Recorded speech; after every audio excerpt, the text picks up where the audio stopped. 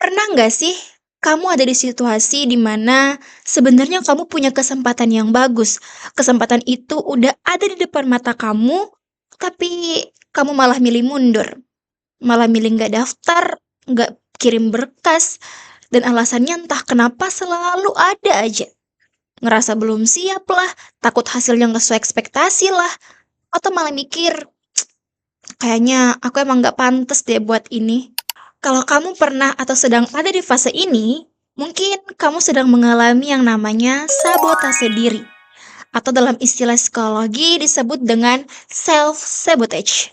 Dan hari ini aku pengen ajak kalian semua buat bareng-bareng ngobrolin soal ini, soal kenapa sih kita bisa ngerusak peluang untuk diri kita sendiri, dan gimana caranya supaya kita tuh pelan-pelan bisa keluar dari pola ini. Hai kids, it's me Nur and welcome back to my YouTube channel. Nah, tadi kan kita udah sempat singgung tuh terkait dengan sabotase diri. Nah, sebenarnya apa sih itu sabotase diri? Jadi, sabotase diri itu bukan soal kita yang nggak punya kemampuan, tapi lebih ke kita yang selalu ngerasa nggak pantas dalam setiap hal yang kita ingin lakukan. Dan akhirnya, tanpa sadar, kita justru narik diri, ngebatalin hal-hal yang kita tunggu-tunggu, atau nyari alasan buat nggak mencoba. Dan yang bikin ini sulit dikenali adalah seringkali wujudnya itu nggak terlihat. Yang ya kita biasa nyebut dengan istilah mager kali ya. Kita yang mungkin seringkali bilang, ah aku emang nggak cocok, atau kayaknya aku emang nggak bisa deh di bidang ini. Kita menyangkal dengan kalimat-kalimat seperti itu, yang padahal dalam hati sebenarnya kita tuh pengen nyoba. Dan biasanya sabotase diri ini juga bisa datang karena luka lama, dari rasa nggak percaya diri yang terus menumpuk, dari pengalaman ditolak atau gagal yang pernah kita rasakan. Dalam bimbingan dan konseling sendiri, ini tuh biasanya berkaitan dengan konsep core belief negatif atau keyakinan negatif dari alam bawah sadar kita yang bikin kita tuh terus mikir, aku emang gak cukup atau aku emang gak bisa dan sebagainya. Dan kalau keyakinan ini nggak diproses dengan baik, kita akan terus milih mundur bahkan dari peluang yang sebenarnya kita impikan. Sabotase diri itu nggak selalu datang dalam bentuk keputusan besar aja yang mungkin tanpa jelas ya guys. Misalnya kayak aku nggak jadi deh daftar itu, atau aku sengaja nggak datang ke tes itu karena aku nggak mau misalnya. Kadang bentuknya tuh bisa halus banget guys. Halus sampai kita sendiri pun nggak sadar kalau sebenarnya kita lagi nahan diri buat nggak maju. Kita yang sering kali bilang ke diri kita sendiri kayak, nanti aja deh aku belum siap, atau bentar aku tunggu mood aku bagus dulu misalnya. Padahal dalam hati kita cuma lagi takut aja kalau kita gagal nantinya. Kita yang pernah berniat ikut lomba tapi karyanya nggak pernah kita selesaikan, atau kita yang udah buka pendaftaran, misalnya pendaftaran beasiswa, tapi kita nggak pernah mengirim berkasnya karena kita mikir kayak, aduh kayaknya CV-ku nggak lebih unggul deh daripada orang lain. Dan bentuk sabotase yang paling sering terjadi dan paling banyak dijustifikasi adalah saat kita ngerasa kita harus jadi sempurna dulu baru mau mulai. Kita berpikir kita itu harus 100% yakin dulu, kita harus 100% siap, harus 100% layak, baru kita bisa mengambil peluang itu. Padahal kenyataannya, kita nggak akan pernah benar-benar merasa 100% siap. Bahkan orang yang udah berada di puncak pun, mereka bisa tetap ragu guys. Tapi bedanya, mereka berani untuk jalan duluan meski belum sempurna.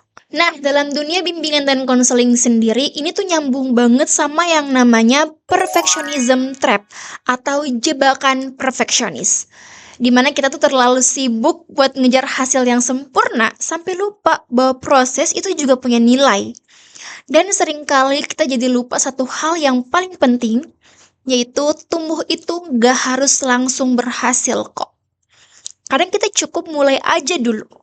Dan dari situlah pelan-pelan keberanian kita tuh tumbuh. Dan pastinya kemampuan kita juga akan ikut berkembang.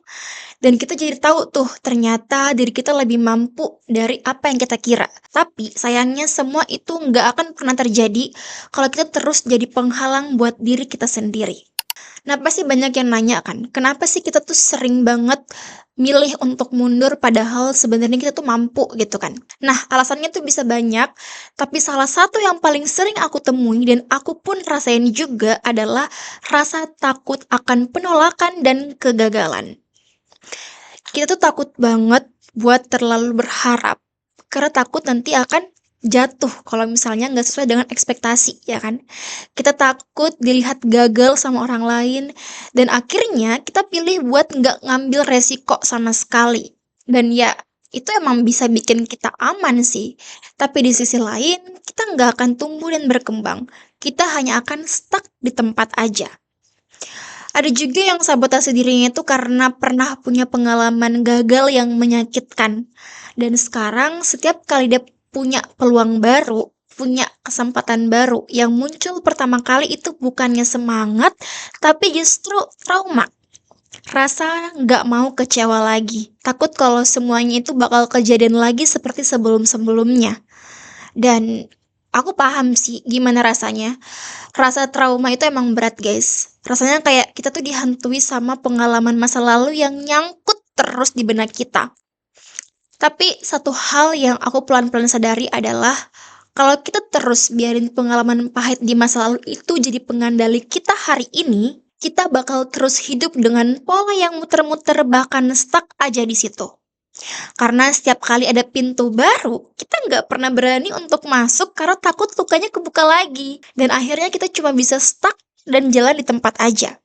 Padahal setiap langkah ke depan itu nggak selalu menyakitkan kok guys. Beberapa langkah justru bisa menjadi penyembuh. Nah, kan kita sudah tahu tuh alasan-alasan dibalik dari sabotasenya diri seseorang. Terus gimana sih caranya untuk berhenti menyabotase diri?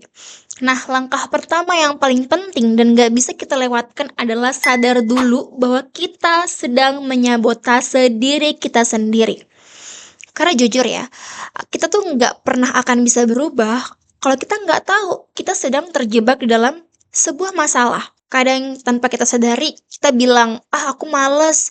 Tapi ternyata aslinya kita cuma nggak mau aja gagal dalam sebuah kesempatan yang akan kita temui gitu.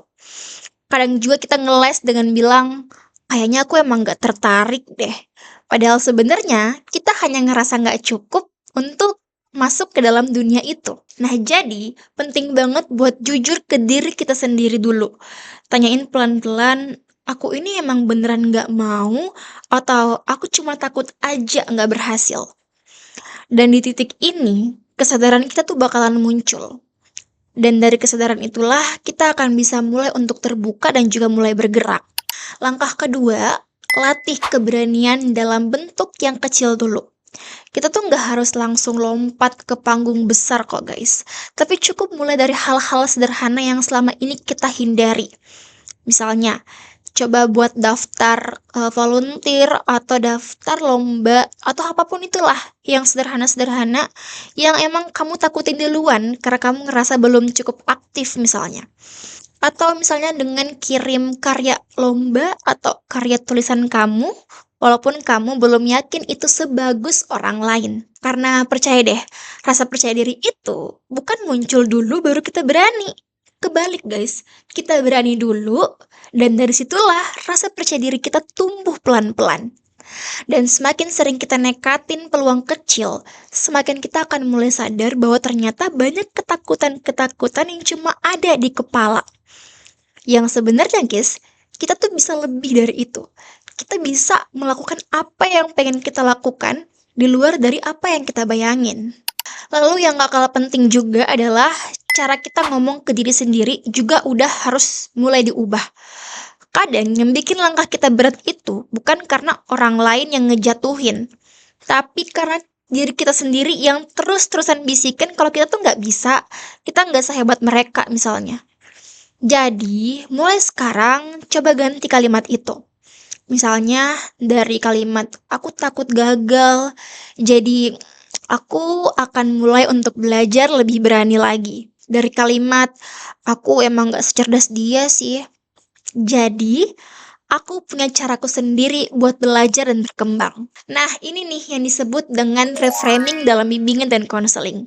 Atau mengubah cara kita melihat diri kita sendiri supaya kita nggak terus hidup dalam narasi lama yang bikin kita itu tertahan. Karena kalau kita bisa mulai bersuara baik ke diri kita sendiri, langkah kita pun akan pelan-pelan jadi lebih baik dan juga ringan. Jadi, kalau hari ini kamu lagi dihadapkan sama peluang, tapi kamu sendiri yang ngerasa ragu, ngeremehin diri sendiri, dan malah milih buat mundur, coba deh untuk dengar dan ingat pesan ini. Kadang kita tuh gagal bukan karena kita nggak mampu, tapi karena kita berdiam diri dan nggak ngasih kesempatan diri sendiri buat bertumbuh. Oke guys, sekian video untuk kali ini. Jangan lupa untuk subscribe, like, dan komen. Kalau teman-teman punya hal yang ingin dibahas di video selanjutnya atau ingin diceritain, boleh banget juga untuk tulis di kolom komentar atau DM aku di Instagram di @nurwimes. Oke? Sampai jumpa di video selanjutnya. Bye!